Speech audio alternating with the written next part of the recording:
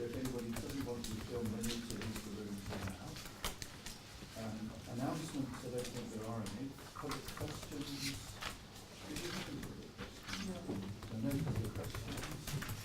Urgent items, just a couple of things. One, I felt I ought to mention the dreaded word Brexit, just to be reassured. If you remember, we did have a report about Brexit and being prepared for that, but obviously the events now moving possibly more rapidly. I mean, I know the potential date of leaving the EU has been put back, so things are moving quite quickly now in Parliament, and I just wanted to be reassured that the force is still happy with where we are. I think there's a goal group tomorrow, Chief, is that right? Absolutely. And we're representing that. Yeah. So as per our last report on the matter, we remain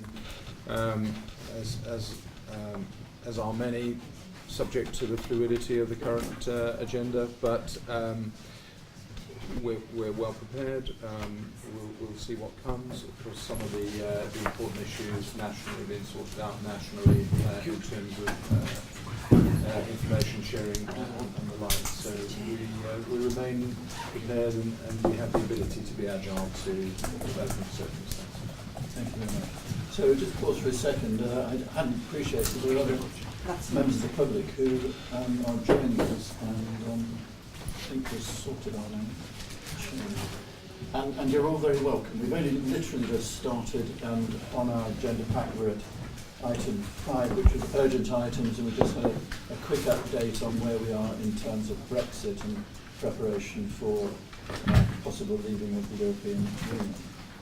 I think the other urgent item was around PCSO review. I'm going to a meeting tonight in Rotherham Town Hall, which is at the request, I think, of the Rotherham councillors. I know in the Rotherham district in particular there's been some turmoil amongst councillors who wanted to know more about the review. And the review team are going to that meeting. They would make a presentation. Just wanted to make it clear to everybody that this is still the process. The review process is still ongoing, and no final decisions have been made there, so people can make an input tonight at that meeting. Chief, I don't know if there's anything else you want to add tonight. No, I think you touch on the key issues, Commissioner. As the review moves along, of course, we start to surface potential proposals. The point of the exercise, this is an ongoing review. No decisions have yet been made, but there are good and emerging points which speak to why we might seek to amend the status quo. The question is how we get to that point and what is sensible. But the other point that I would wish to emphasise, only because of some misinformation that I think is dotting around out there, it's not a cost-cutting exercise, and if we do anything to change the workforce composition, it will be about increasing the number of police officers in neighbourhood policing teams. So this is not a cost-cutting exercise to the detriment of neighbourhood policing. This is about bolstering neighbourhood policing and taking it to the next stage. But I certainly welcome the fact that you've been invited. I'm sure that will be a good opportunity, and our ACC David Hartley will certainly be there, and hopefully be able to help people with their queries. Okay. Thank you very much indeed. Item 6 then, items to be considered in the absence of the public and press. Again, I don't think there are any of those. So if we move on to item 7, declarations of interest. Are there any additional or new declarations of interest? If not, item 8, minutes of the last meeting, which was held on the 26th of February, pages 1 to 14 in the pack. First of all, in terms of the accuracy of the minutes, are they a true reflection of what took place? A very, very pedantic point, but Mr. Hill is in fact the Director of Resources as opposed to Director of Finance. Have we misdescribed? Make that amendment. I'm in favour of pedantic points. I've called many things. We won't go to that. Okay, so we are on to matters arising and actions from the minutes. That's 15 and 16. Yeah. Looking forward, I think they mainly concern you, don't they? They do, yeah. 362. Following the meeting last time, Mel, an engagement officer, visited Linda Maxted and listened to some of the concerns that she's got and brought them back and fed them back through to Deputy Chief Constable and Assistant Chief Constable Dave Hartley. I believe there's a further meeting with some members of Neighbourhood Watch that's taking place today as well. So again, we'll bring those concerns back when we've got those.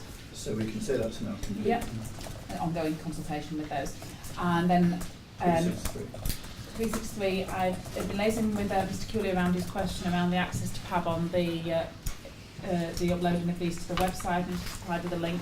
I've just spoken with him again before the meeting around how we publicise these meetings more to the public to encourage some more public involvement and some public feedback from those. We're going to look at possibly putting something out on community alerts, and if we can just raise a bit of the profile of the PAB and invite members of the public, encourage members of the public to attend. But again, we probably just need to have some more conversations around the acoustics in here and how we make it, other than the attend, to make sure people, the public can hear. Having said that, I think this is the most members of the It is. So we're looking for another room if we're not careful. And one of the suggestions we've had is that we put some feedback forms on the seats afterwards so that members can feedback after the meeting. We can certainly look at doing that for the next meeting. 364 is complete. 365. Tim and I have spoken about a number of things since the last meeting, but not about this. That's my fault. So I'll put that on to. Okay. I think that's everything there. Thank you very much. Item 10 is the work programme for information and any additions or comments. I think just to say, Commissioner, that revised work programme has been put round on the table today, because one of the actions from last time's meeting which didn't get picked up was to make sure that it reflected the new police and crime plan. So the one that's gone around on the table today talks about the force delivery plan, the OGCC delivery plan coming through for the 2019-20 police and crime plan. And then sitting underneath that will be the force performance report against the tackling crime and antisocial behaviour priority within the police and crime plan. I'm currently working with force colleagues to work out then the sequencing of future performance reports to the from the force. And what we'll try to do is map those against force performance days, so we get a sequence that works well for all of us. And then the last item to go on the agenda for April is the IS strategy, Commissioner, that Nigel came to brief you about yesterday.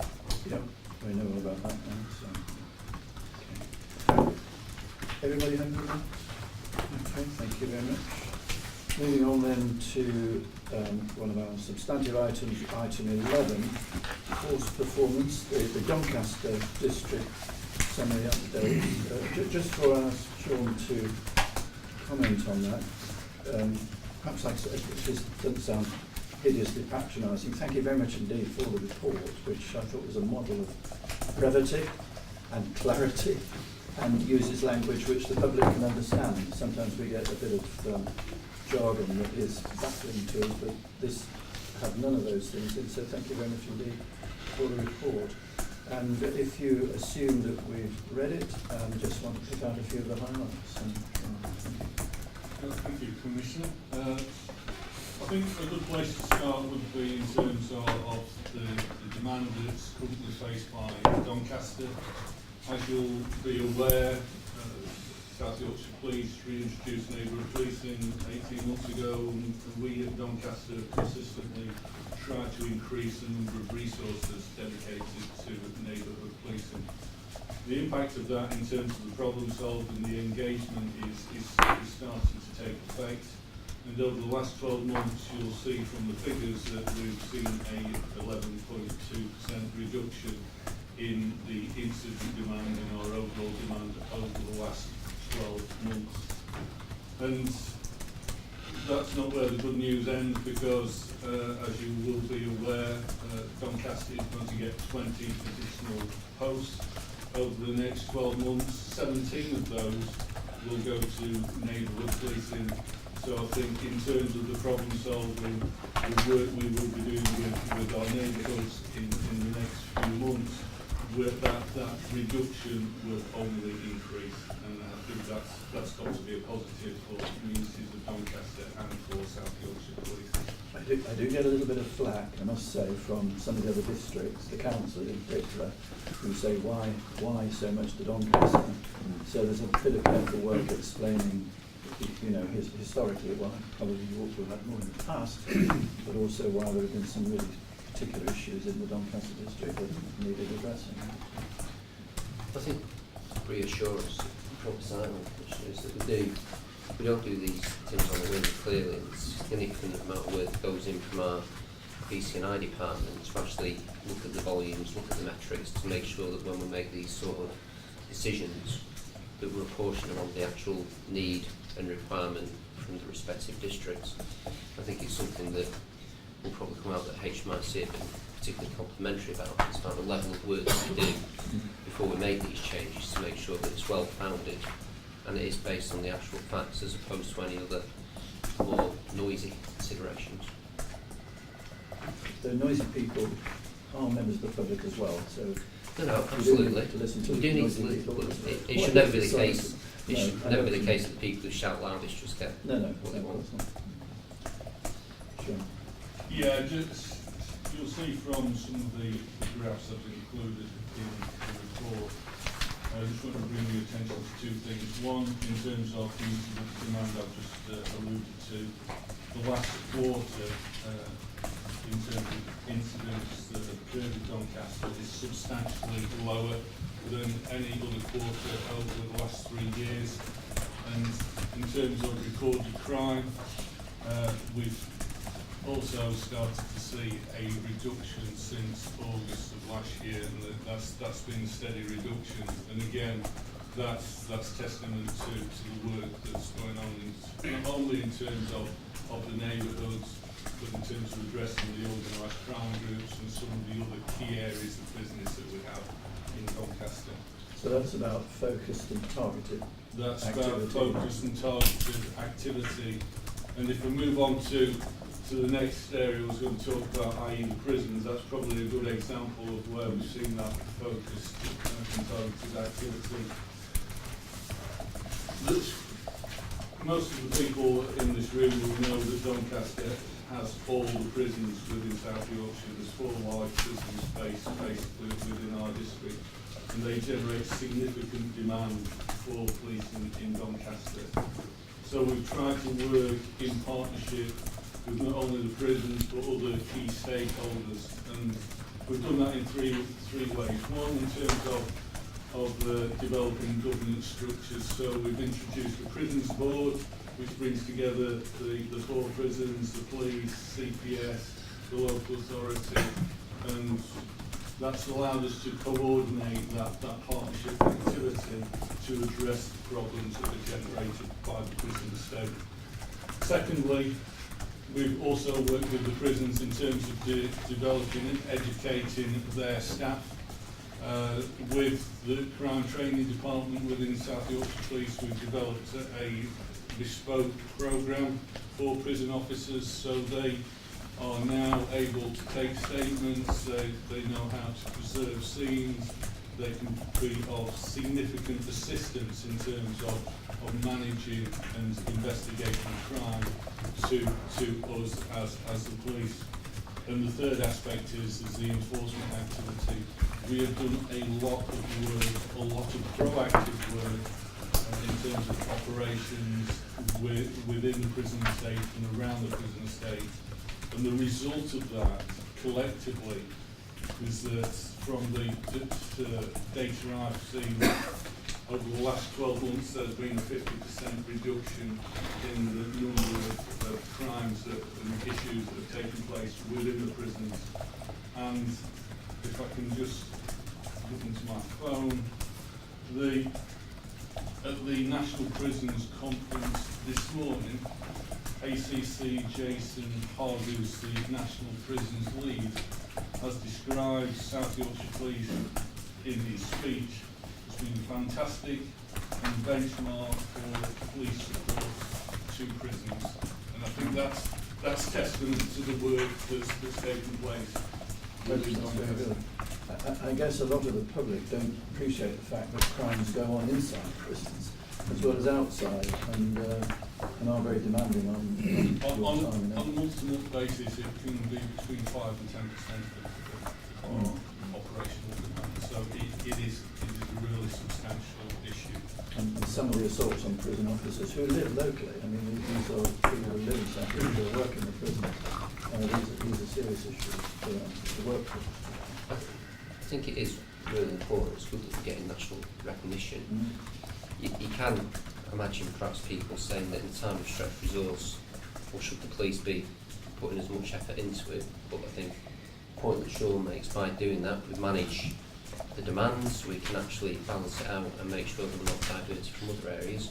As you quite rightly say, Commissioner, the prison officers still need looking after, and we need to take a positive stance with that to make sure that they aren't assaulted. There's been some bad assaults. The practice of potting, where prison officers have buckets of waste thrown over them, human waste, which is entirely abhorrent practice. And again, the prisoners still do have their own rights. The people in there for a variety of offences, so we need to make sure that we're prosecuting those matters. But the other impact we see is that if we can disrupt criminals inside prison and secure them additional custodial time, that has a benefit on the communities. Because if someone can't behave in a prison, then the chances are that when they come back out into the community, they're unlikely to behave. So frankly, if we can get them some additional prison time in prisons where they can be managed and pose less of a risk to the public, then that's got to be a positive as well. So I think it is a positive. We are judicious with the effort we put in. I think Sean and the team have done a really good job there, and it is an effort well spent. They do. And I know the Mayor of Doncaster was pleased with these results, because she's always coming on to me about the prisons and the impact they have on the community outside because of mainly to do with drugs and so on, because the criminal activity knows no boundaries in that sense. Yeah, and I think that's another area where we've made significant gains in the sense of, rather than working in silos, i.e. the police and the prison or the probation service, we have now put staff into the prisons, we're working with the prisons, we're working with the probation service. So there's that interaction about how to best manage those offenders when they come out of prison, so that everyone's much more informed, there's a joint plan, and we can manage those individuals much more effectively than they are. Thank you.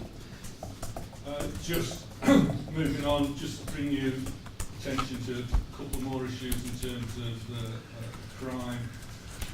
We've created what we call a hub around organised crime and child criminal exploitation based at Adwick Police Station.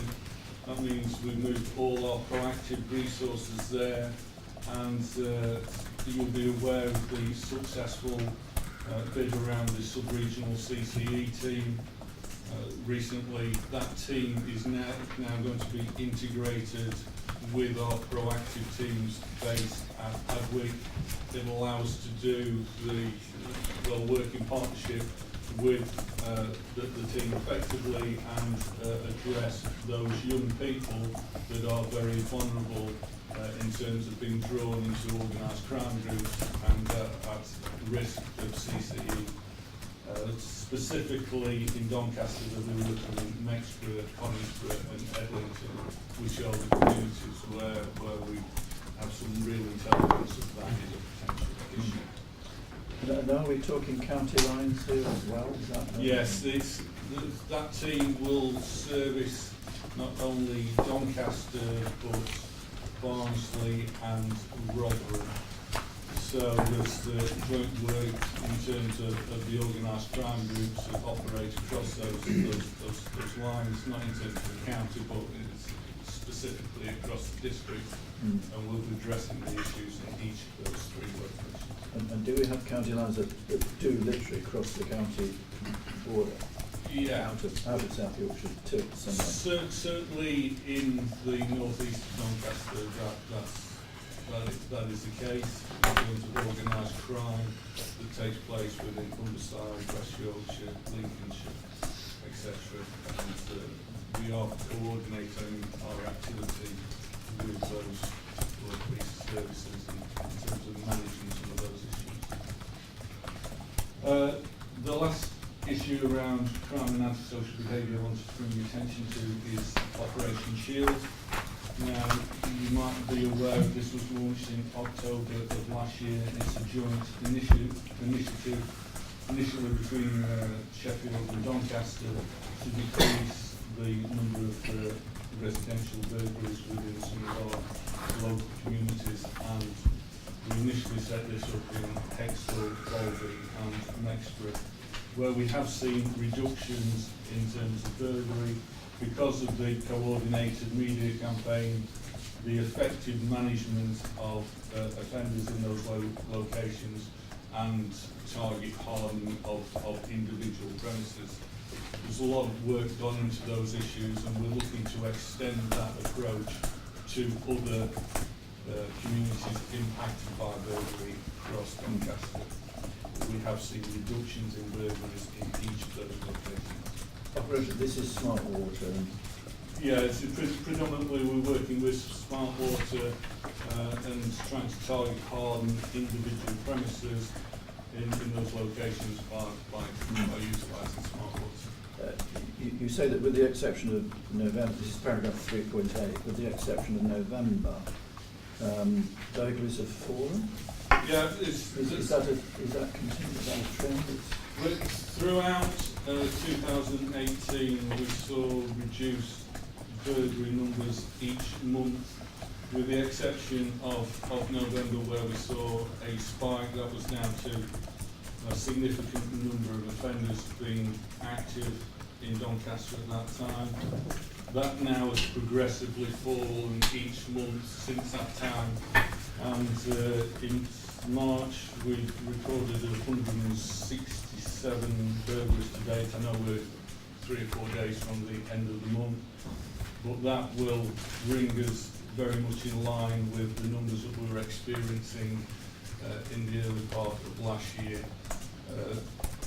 The response to that increase has been very effective in terms of the offender management, again, the target hardening activity that's taking place in Doncaster, and we've managed to quickly identify the key offenders, and most of those now have been sent back to prison. I mean, residential burglary seems to be an issue across the piece at the moment. I don't know whether it's across the country as well, but it's something to keep an eye on, I guess. Yeah, we do the Shield initiative, which is more than just the marking of equipment or property. It's broader than that. For burglary is a subject of focus. I review it every 2 weeks. It's got to be Dave Hartley, and I get bi-weekly reports on burglary and robbery, so we have got that focus on it. So we are aware of it, and we are taking the spotlight on it. Sure. Just moving on to significant community issues. You'll be aware that last time we met around this table, I was talking quite a lot about the issues that we have in Doncaster Town Centre around begging and the misuse of spice. There's been a coordinated approach with the local authority and the local partners around that to address it in 2 ways. Firstly, to address the vulnerabilities of those individuals that are involved in that street population and begging, to ensure they have the support to move away from that lifestyle. And 2, South Yorkshire Police taking a very focused approach around enforcement, particularly in terms of the supply chains which were used to provide the spice to that population. Both of those issues have been highly successful in the sense of, when you look at the current figures, antisocial behaviour in Doncaster Town Centre is reduced by 53%, and the known street population is reduced from 63 to 16. We are going to try and continue that approach over the summer. Obviously that will require additional funding, and I'm working with the force to try and ensure that we secure that funding to continue that for the next 6 months. I seem to remember a conversation with the chief a little while ago to say that money would be found. Yeah. Yeah. And in reality, we've got a sustainable plan, because again, the number of recruits arriving in Doncaster is going to substantially rise. There are going to be 84 new recruits coming into Doncaster district over the next 12 months, which is substantially higher than we've seen in previous years. But we've now created a tutor unit based at College Road, and from September onwards, because of the numbers that are coming through that tutor unit, we'll be able to sustain that visible presence within Doncaster town centre from that point onwards. So in terms of the additionality around funding, it's only for 6 months. But you'll have a lot of people around, so. We will have substantially more people based in Doncaster town centre from September onwards, because of the increase in the number of recruits that the force is now taking on, but the substantial numbers that are arriving in Doncaster district. Well, judging by our emails and telephone calls, you've clearly done something, because they have tailed off. So that's always a good sign, I think. Well, I think it's better than simply tailing off with people who are unhappy. I think there's a positive increase in the people who are positively happy, and that has been well reported. And again, it is a first class effort, I think, that's been undertaken, because this was an issue that was very topical and very concerning for people, understandably so. And I've been particularly pleased to see the feedback, certainly from partners who have been very well engaged in this, but particularly local business holders, people who are trying to operate market stalls, as well as people who are visiting to do the shopping and going about their business unimpeded.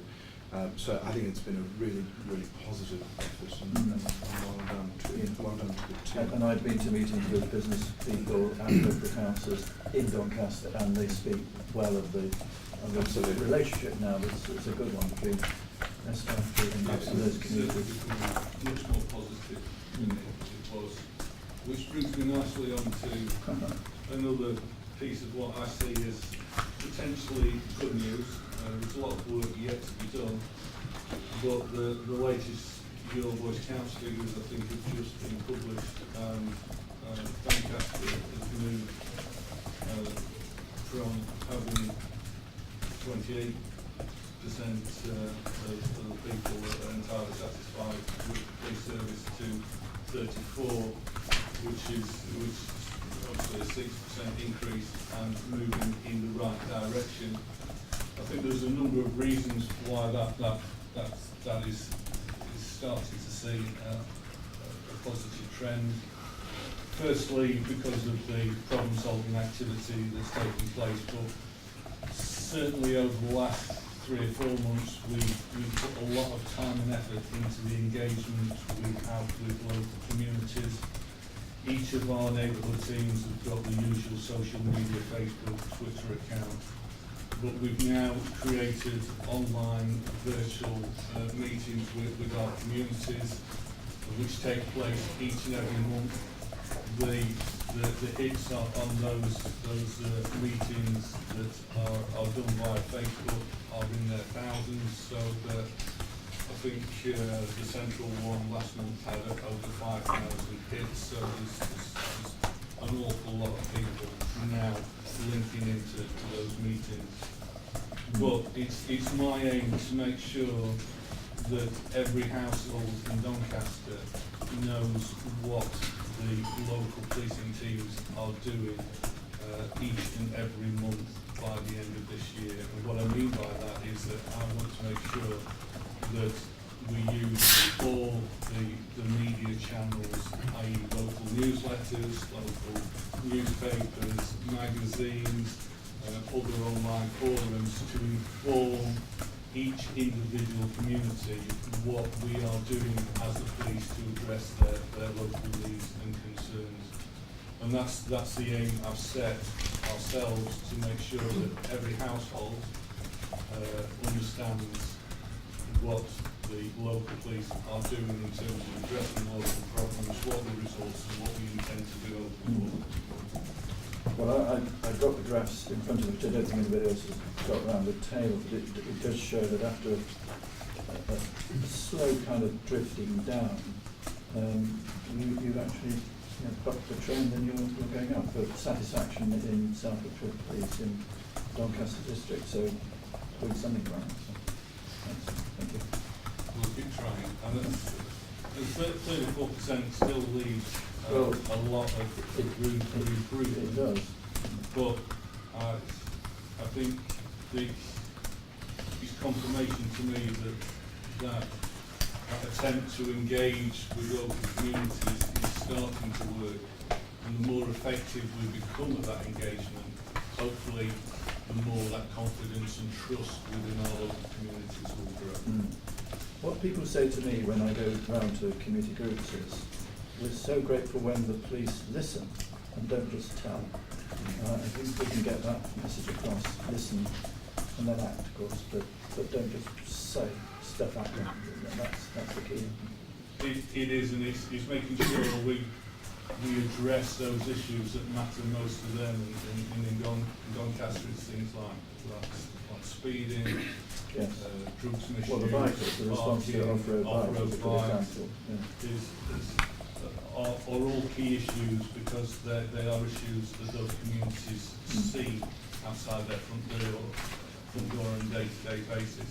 So we need to be seen to be positively in addressing those issues. And I would just emphasise that, because the almost the unofficial strapline that we sit behind our neighbourhood policing is that this is neighbourhood policing with a purpose, because engagement is very important, but it's only the flip side to the doing bit.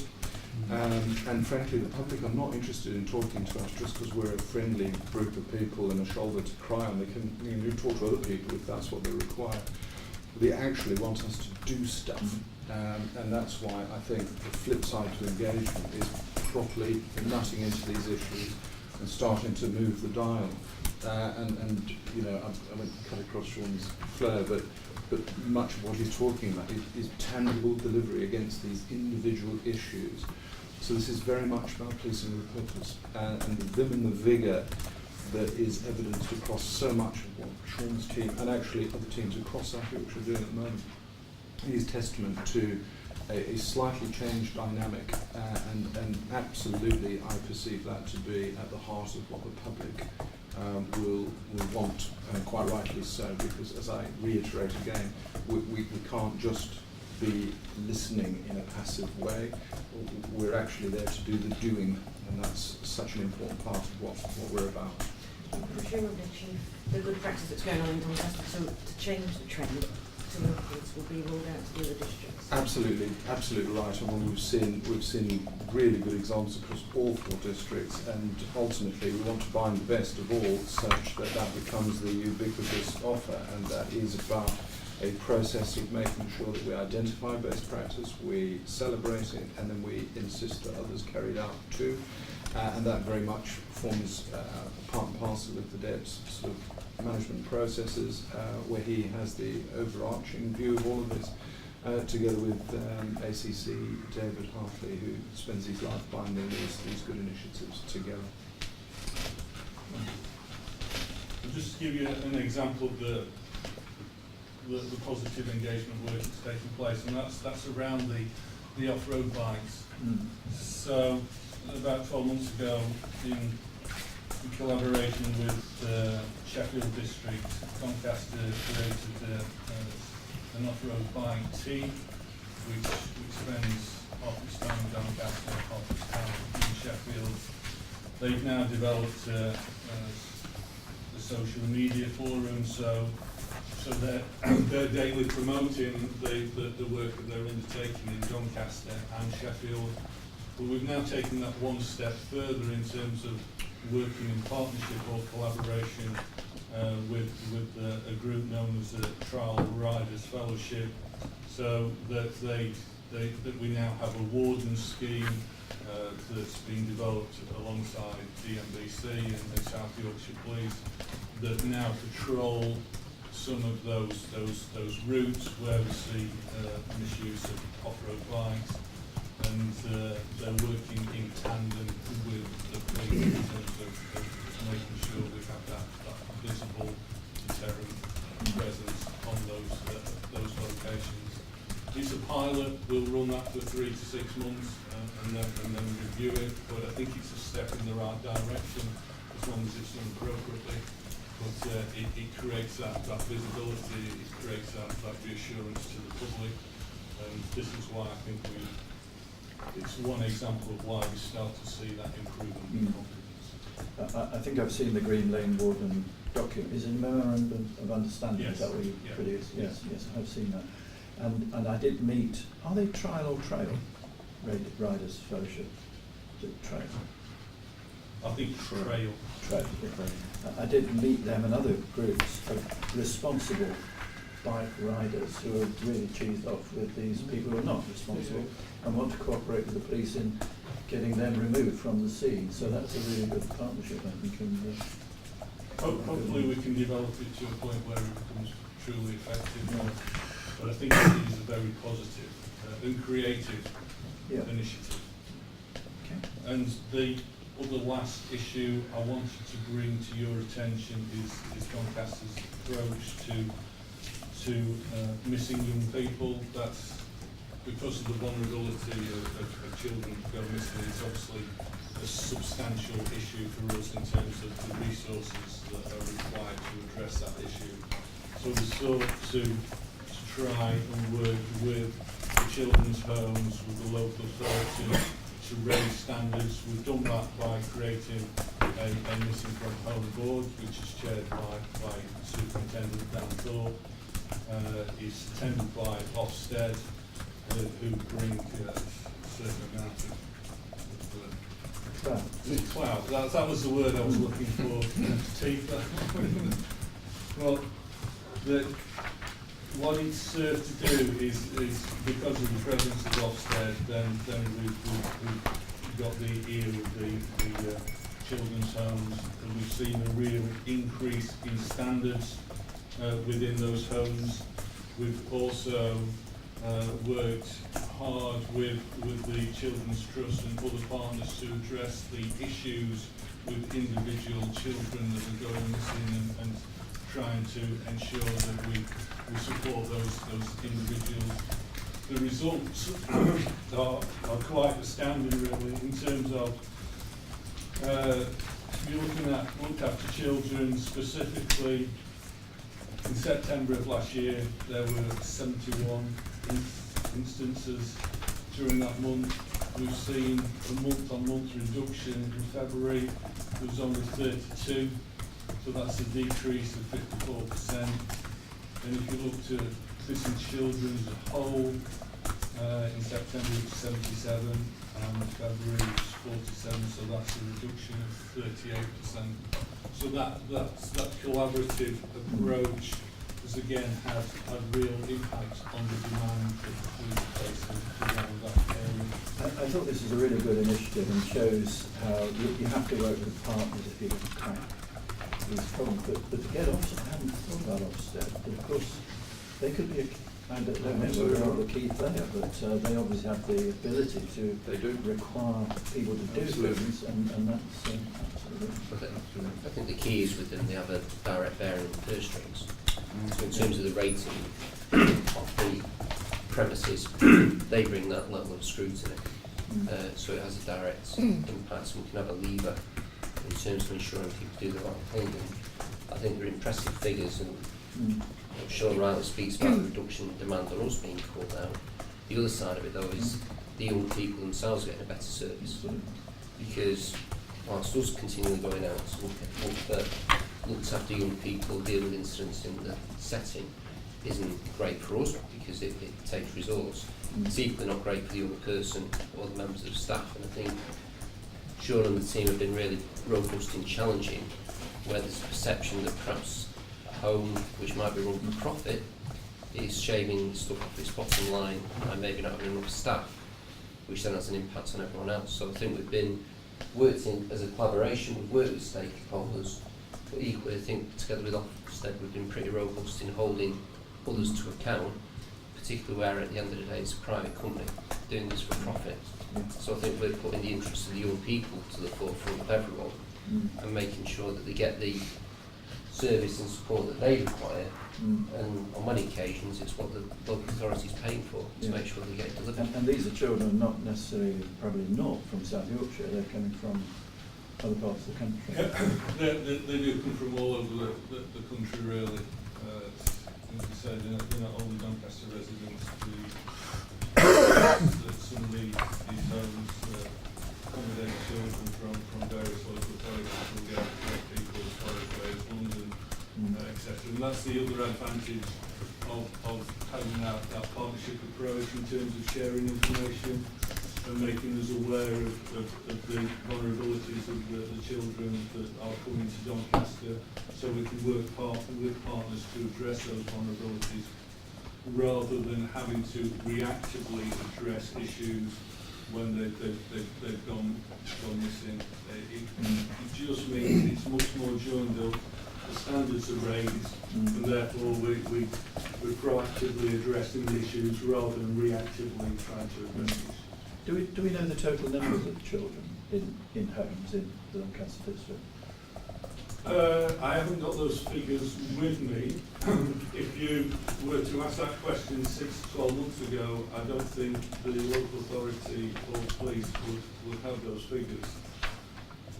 We are now developing data around each of the homes. In fact, 12 months ago we wouldn't have even known how many homes there were in Doncaster.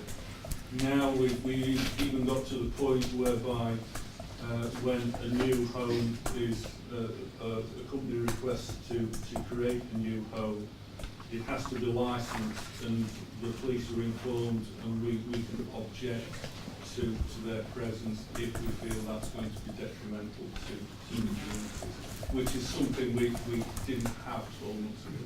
I know there are issues here because it came up in one of our other meetings where a local authority that's placing children in South Yorkshire private children's homes is supposed to tell the equivalent social services department, and that's what they're doing, and they don't always do it. So everybody's blind up here as to what's going on if that's the case. Absolutely. So there are things that we may want to follow up on. Correct. I just wonder whether this approach involving Ofsted, is this copied across the Yes, districts? very much so. And of course, part and parcel of the demand work that we've done was to identify frequent missing from homes. Why? Because it's a core demand driver, as the Dev's already said. It's detrimental to young people. Shouldn't be lost on any of us that the people who are more likely than not to want to be abused by people who would seek to exploit their vulnerability are exactly this type of young person. So there are a lot of good reasons to get into this. And your previous comment is absolutely well made. Ofsted are a key player in this because we can, through our work with local authorities, we know how many kids we've got, we know where they're housed, we know where they come from, we know how they're being managed. And we can point to the difference between locations. It's not our job to make professional comment about the governance or care of children in those settings, but we can point to the obvious deficiencies as we see them and have to react to, and that's where Ofsted come in. They are the experts, they do have authority, and ultimately if one location isn't doing what it ought, it's for them to sort it out. And so this is practical problem solving in action, which is so important. So important. Yeah, just to round off a couple of comments on our people really. I think we've got some fantastic people at Doncaster who are doing their best day in, day out to provide an effective service to the communities of Doncaster. That was recognised in our annual awards a few weeks ago, which you attended, Commissioner, and those stories were retold in the Doncaster Free Press a couple of days later in terms of the double page spread, and I think it's things like that that bring home to our communities the brave and professional work that our officers and staff undertake on a day-to-day basis.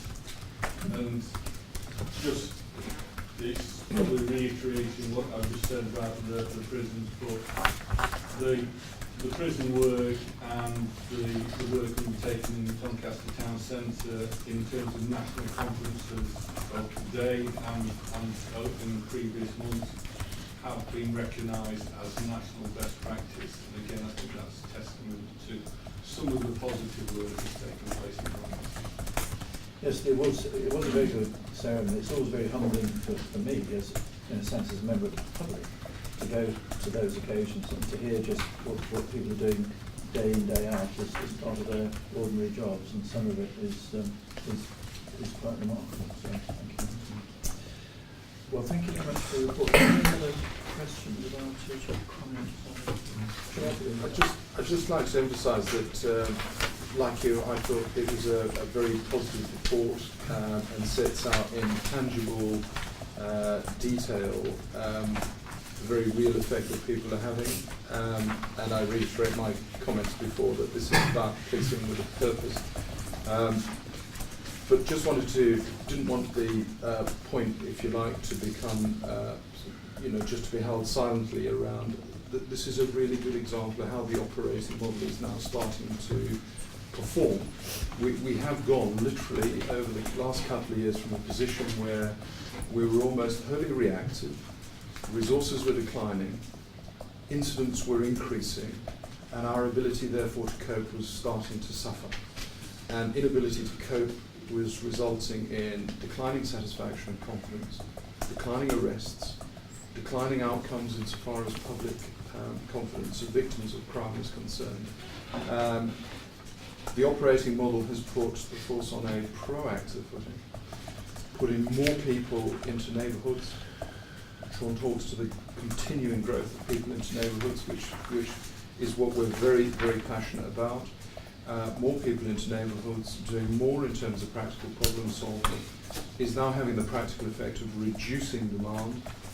More people, reducing demand, better outcomes. So it is the diametric opposite of where we were, and we've done it broadly within the same spending envelope. And that's why whenever we are talking about reform and reviews and all the rest of it, we're not doing it for the good of our health, we're doing it because there is a practical means within a broad spending envelope, which has been tight and remains constrained, to do it differently. And that, I think, is why I'm particularly pleased to see the emerging evidence of where we're into an altogether better place, because candidly, the operating model we had thick end of 3 years ago was such that the force just felt like it was just on the cusp of drowning under the demand that was then being confronted. I'm not arguing that it means now that all is rosy in the garden. People having to work really hard, but it means that whereas the water is just below the nose, it's actually sort of receded to the point where the force is now better enabled to pivot to new and emergent demands and to do a better job for the public. And candidly, I think that with what we are embarked upon at the moment, we have had a slightly better financial settlement than we had feared. You have, of course, raised the precept, and that is really important because it all adds to more people doing better things, the resources being used to the best effect. And I think this then becomes a really good exemplar of what we perceive the future to look like. So a very positive report, I think. Yes, I agree. Thank you very much. Just to add to that, Commissioner, Yes. the Chief mentioned about arrests declining under the previous model. They are now up significantly. I put some figures for the Criminal Justice Performance Review last week. In quarter 1 of 18-19, they were up 11% from the previous quarter. Quarter 2 up a further 10%. Quarter 3 up a further 9%. Broadly across the course of last year, we've increased the number of people arrested by 25%. That's very good news. If I can just quickly add to what the Chief has said as well, Commissioner, I think the next step in terms of building on the foundations that are laid, the HMIC FRS is starting to grade better and better each inspection, is the problem solving work is leading us to the conclusion that before people come into law enforcement arena, they're often damaged, vulnerable people. And what we've had conversations with the force about is getting into the early intervention, prevention better, and how we can assist partners who have got their own budgetary constraints, how we can collaborate with them in commissioning services, going for grant funding, which is going to allow prevention and early intervention greater in 2019-20 that will complement the operating model. And that very much is partnership working and absolutely. I mean, advanced early childhood. Adverse childhood experience. I think is a new phrase we're going to have to learn. ACEs. Yes. Thank you very much indeed, Sean. The problem is now you've raised the bar, so next time you come, we should be looking for progress from here. But thank you. That's good. So that was item 11.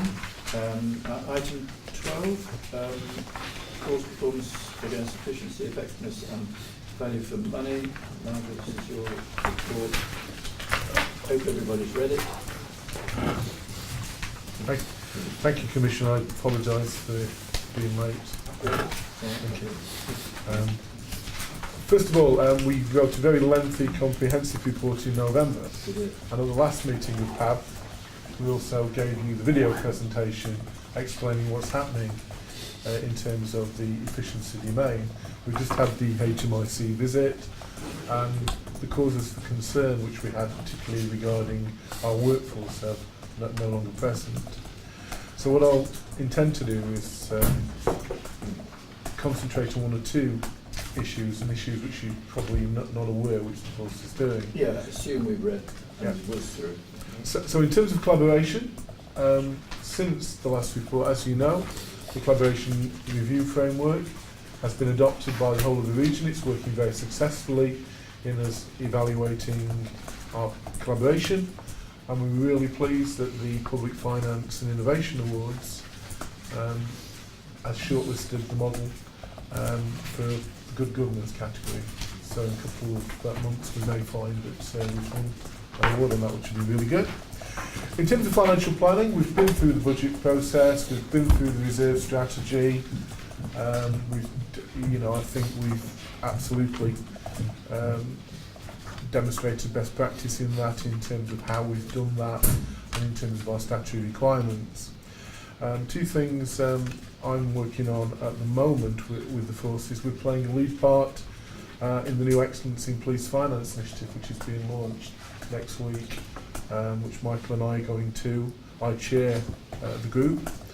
And the reason for this initiative is, since the Audit Commission has gone away, police finance hasn't been on people's radar. It's been a very minor issue for HMIC, and there's a general feeling in policing that finance across the land, and don't say here necessarily, hasn't been supporting the business correctly.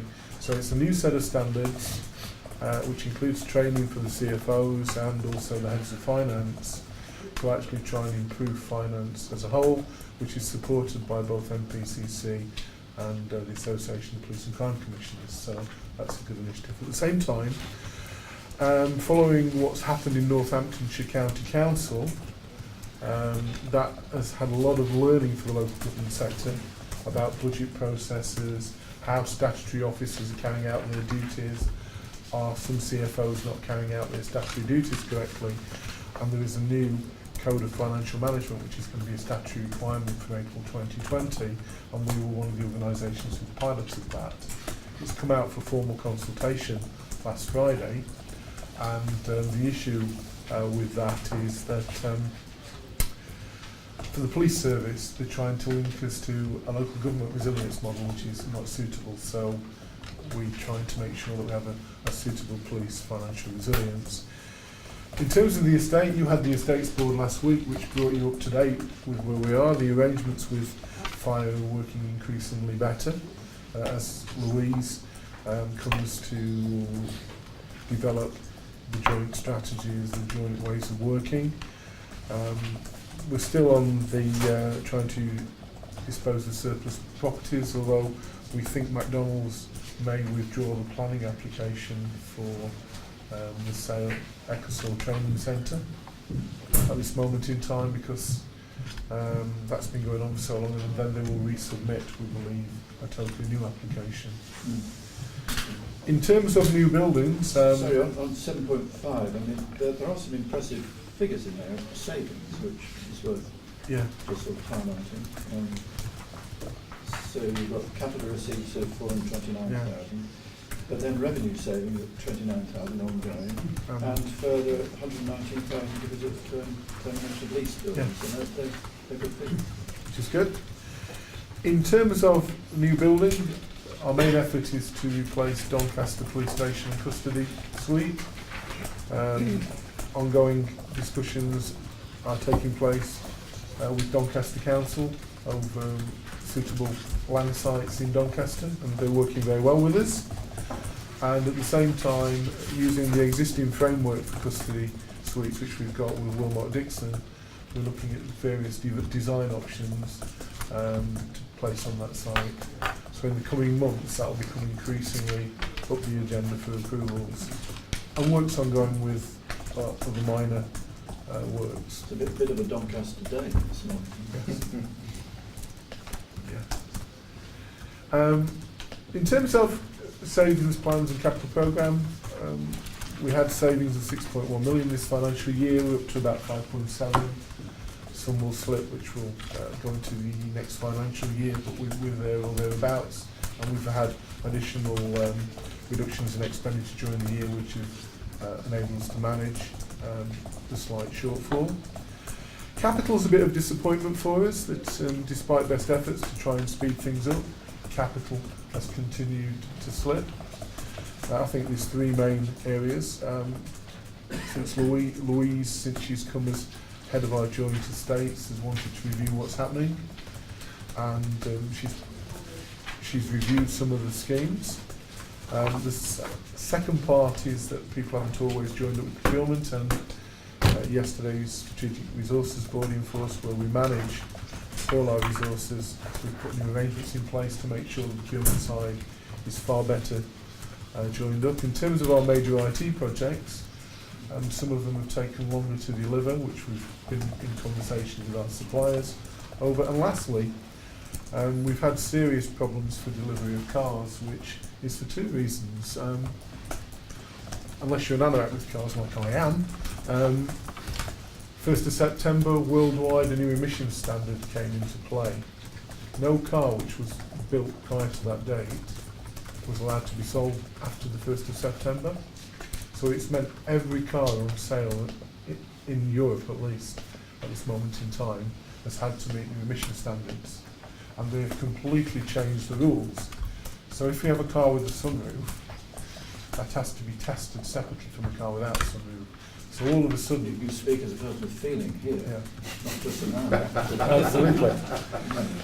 The problem for the police service is the cars, because we tend to use high performance variants, they've been the last to be tested. So at the same time, two of our major vehicles, which is the V3 series and X5, which the whole of the country use as standard vehicles, have gone through a model change. So for a 9-month period, we've had difficulty getting cars which meet a new standard, and at the same time, whilst we ordered replacement vehicles from other suppliers, after 6 months the other supplier terminated the contract because they couldn't supply. That's been a big national issue in the police service, because that of course increases our maintenance costs. In terms of You don't have too many cars with sunroofs then? No, but the problem is police modifications are now treated the same way as a sunroof. So whereas before we could do adaptations differently, there's a whole new rule about how police adaptations are being dealt with, which has caused major problems for all the emergency services. But work is ongoing with the Home Office and Ministry of Transport to try and get around some of these issues. Is that improving the accuracy, inverted commas, of emissions testing? Yeah. That whole thing that you just described. But the car, you're not allowed to sell a car which hasn't been emissions tested. So if you do a modification, so for us we have to register the cars now when we get them, rather than when historically it's when they've been converted. So there's all sorts of practical issues which have hit everybody by surprise, not least of which are key suppliers. In terms of procurement, the national landscape is changing. There's a debate being led by the National Commercial Board about whether the existing regional model still fit for purpose, or whether the regional lead should be part of a national procurement infrastructure. That's ongoing. We're one of the regions who are punching above our weight in delivering not only for our region but nationally. And part of the issue has been other regions haven't all taken the national lead like they should do. We are now the national lead for the acquisition of all vehicles, which interestingly is a £255 million contract. To put it into context, because that's cars for the next so many years. And we've done a lot of work. We've met all the car suppliers, we've met all the fleet people, we've simplified all the governance, and the paper sets out how the standard specifications are going to be put in place on that. It's like almost all the fleet show. In terms of fleet, the good news is last week the Fleet Awards, which are put in place by Fleet News, which is the industry bible, they awarded South Yorkshire Police and South Yorkshire Fire Fleet of the Year, and that was against public and private sector competition. So I think it's a real achievement for Sarah. And actually some of the initiatives she's been doing, like Car Club, new electric vehicles, the telematics, which should be fitted by the end of next month, and explaining how we're looking at our performance management framework, and all these initiatives are being passed to fire to improve the way the fire service moves the fleet. So it's a tremendous achievement for Sarah and the team. Tell us about 10.5, the electric vans. So this is the future of the electric. Non-fossil fuels is the future. Electric is one of the technologies which is being looked at, together with fuel cells and hydrogen as well. It's the only practical choice, and what it is particularly good for is like our delivery vans, who go round the force because they don't have range anxiety. They can easily they don't have what? Range anxiety. I thought you said that. Yeah. So people aren't worried that they're going to... I understand, yes. Yeah. It's not road rage, it's road rage. No. And you know, this follows the successful deployment. We've got 10 electric vehicles on the fleet now, which are a hybrid, and they're very popular with the frontline officers being used in a crime environment at the moment. And the good news is people are charging them, which shows how popular they are. So we had these on evaluation following a trial which Highways England put in place, and everybody said get electric vehicles. Been knocked down, almost knocked down twice by them. You can't even call them. Not these vehicles, I hasten to add. Yeah, that is an issue. But big savings. Yeah, because they don't require as much I mean, is maintenance. that an issue, that you can't hear these? Yeah. I mean, it's clearly an issue for me. Yeah, a lot of she doesn't look where she's going. But, It's great for catching birds. Yeah, some of the vehicles do have artificial noise put on them now, Right. so you can have a V8 engine in the electric milk float. Flower. Gotta bring this back. Right. So back to information systems. Yesterday we told you about the new draft information system strategy, the infrastructure plan which is coming back next time. Our main new systems, Connect and Smart Contact, are now live. Our next big project is to move the back office systems into the cloud. And in terms of HR, we've got a new workforce strategy, years of concern have gone. We've agreed the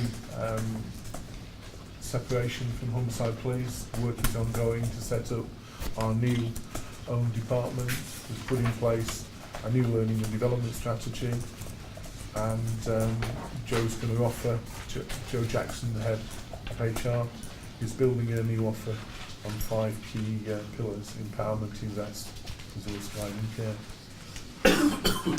just briefly on 10.6, vehicle telematics, this is an area of big savings, isn't it? Yeah. And that's what's being realised to Because for the first time, we will know how our cars are being used. Because we know how many cars we've got, we can do comparisons, but how actively are they being used? So that's going to give us really good information as a fleet management tool. Thank you very much. Michelle. Just say a couple of things, Commissioner.